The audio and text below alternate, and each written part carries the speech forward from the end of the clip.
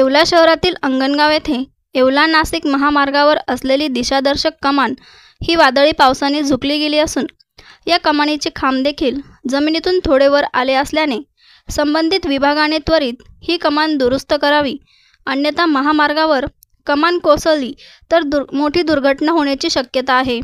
शहरातील bus depot परिसरात असलेले झाड देखील वादळाने उन्मळून पडले आहे।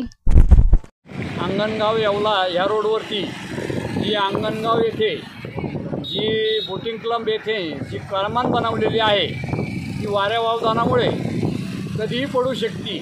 आजच्या वारा वावदाना म्हणजे पावसाच्या वातावरणामुळे जी हानी झालेली आहे ती कधीही पडू शकते आणि त्यापासून एखाद्या म्हणजे कुठलीही जीवितहानी होऊ शकते।